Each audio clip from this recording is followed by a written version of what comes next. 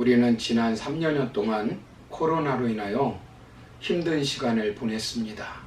코로나가 발생한 이후부터 많은 것이 바뀌었습니다. 그런데 문제는 코로나로 인하여 하나님을 믿는 성도들의 믿음이 무너졌다는 것입니다. 기독교 신문을 보시면 각 교회마다 30% 정도 성도들이 출석하지 않고 있다고 합니다. 즉 교회에 빈자리가 많아졌다는 것이고 많은 성도들이 교회를 떠났다는 것입니다. 우리는 일어나야 합니다. 개인도, 가정도, 사업도, 우리 민족도 일어나야 합니다. 그래서 앞으로 몇 주 정도 일어남이라고 하는 주제로 말씀을 전하며 은혜를 나누려고 합니다. 오늘 첫 시간 일어남의 주제로 일어나 걸으라 라는 말씀으로 은혜를 나누려고 합니다.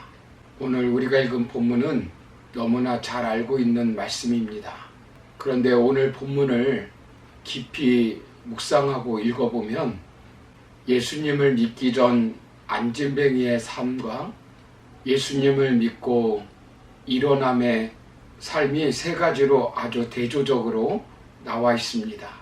그렇다면 우리는 무엇에서 일어나 걸어야 하겠습니까?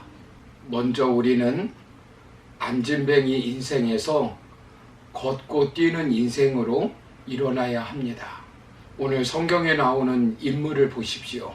이 사람은 어떤 사람입니까?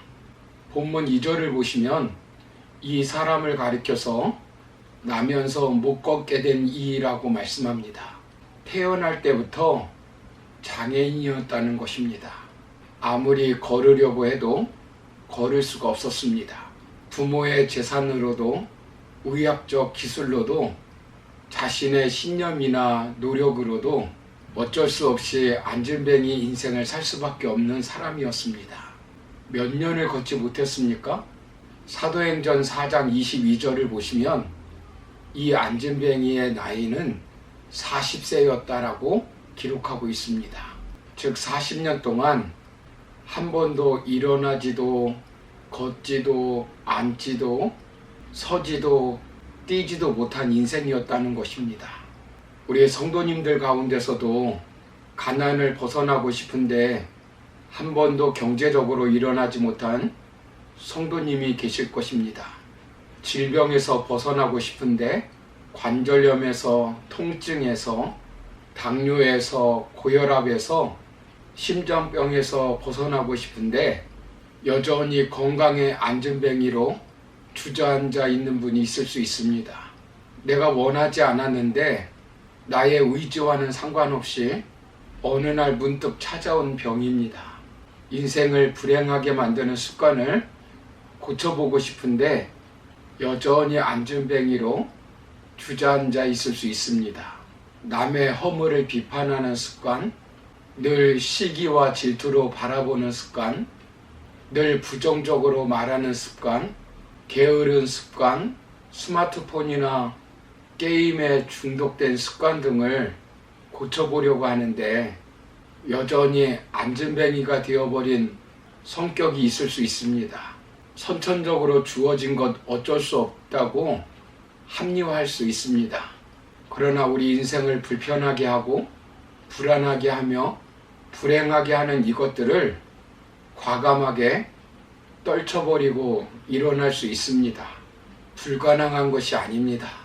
그렇다면 본문에 나오는 이 사람은 40여 년 동안 안진뱅이 자리에서 일어나 걷고 뛰게 되었습니까? 본문 1절을 보시면 베드로와 요한을 만난 것입니다. 자신을 안진뱅이 자리에서 일어서게 할 사람을 만나게 된 것입니다. 그 사람들이 어떤 사람들이었습니까? 기도의 사람들이었습니다. 베드로와 요한이 성전에 기도하러 올라갔습니다. 여기 올라갔다는 말은 어느 날 우연히 올라간 것이 아니라 매일 기도하러 성전에 올라간 것입니다.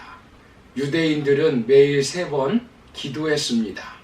제3시, 6시, 9시인데 현대적으로 말하면 오전 9시, 정오, 오후 3시를 말합니다.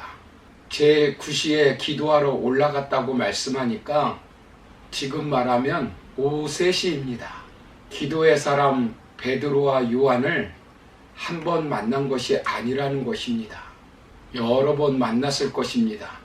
그런데 그동안 아무런 일도 일어나지 않았습니다. 그들을 수없이 만났지만 여전히 자신은 안진뱅이로 살았습니다. 그날도 아무 생각 없이 평소대로 구걸하였는데 성령 충만을 받은 베드로가 무엇이라고 말씀합니까? 본문 4절을 보면 우리를 보라라고 말씀합니다. 그리고 무엇이라고 말씀합니까? 본문 6절을 보시면 베드로가 이르되 은과 금은 내게 없거니와 내게 있는 이것을 내게 주노니 나사렛 예수 그리스도의 이름으로 일어나 걸으라 라고 그에게 선포합니다. 성전에 기도하러 올라가다 선포적 기도를 합니다. 이 말씀이 우리 성도님들과 저에게 주시는 말씀이 되기를 소망합니다. 나사렛 예수 그리스도의 이름으로 일어나 걸으라는 것입니다. 고대 세계에서 이름은 단순히 명칭으로서의 의미만을 지니고 있는 것이 아닙니다. 그 이름을 지닌 사람의 인격과 존재 자체를 말합니다. 예수님을 믿으라 그러면 일어나 걸을 수 있다는 것을 내포하고 있는 것입니다. 믿느냐 믿지 않느냐는 자신의 자유의지에 달려 있습니다. 하나님이 천지를 창조하셨다는 말을 믿느냐 믿지 않느냐 하는 것은 자신의 자유의지에 달려 있습니다. 증명되어 믿는 것이 아닙니다.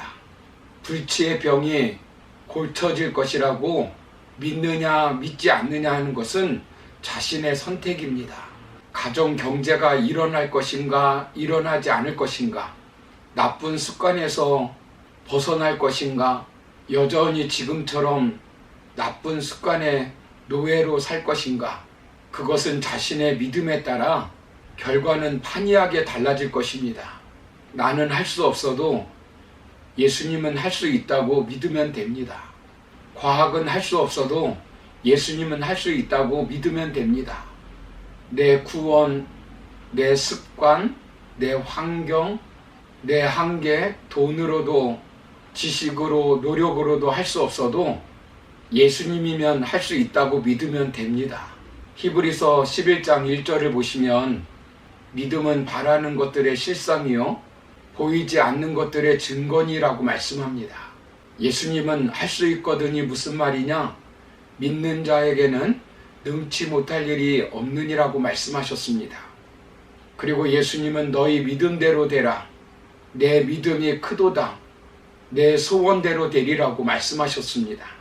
본문에 나오는 이 사람은 나사렛 예수 그리스도의 이름으로 일어나 걸으라고 하는 말씀을 듣고 그 말씀을 실제 자신에게 일어날 것을 믿었을까요? 믿지 않았을까요? 16절을 보시면 그 이름을 믿음으로 그 이름이 너희가 보고 아는 이 사람을 성하게 하였나니 예수로 말미암아 난 믿음이 너희 모든 사람 앞에서 이같이 완전히 낫게 하였느니라 라고 말씀합니다. 사랑하는 성도 여러분, 이 사람은 믿음으로 성하였습니다. 믿음으로 완전히 낫게 되었습니다. 우리 성도님들도 믿음으로 완전히 성하고 낫게 되는 역사가 일어나기를 소망합니다. 본문 7절을 보시면 베드로가 오른손을 잡아 일으킵니다. 그러자 믿음으로 베드로의 손을 잡자 발과 발목에 힘이 생깁니다. 힘이 강해진 것입니다. 8절을 보시면 뛰어서서 걸으며 라고 말씀합니다. 걷기도 하고 뛰기도 하며 라고 말씀합니다. 9절을 보시면 모든 백성이 걷는 것을 보았다 라고 말씀합니다. 완전한 육신적 치유가 일어났다는 것입니다.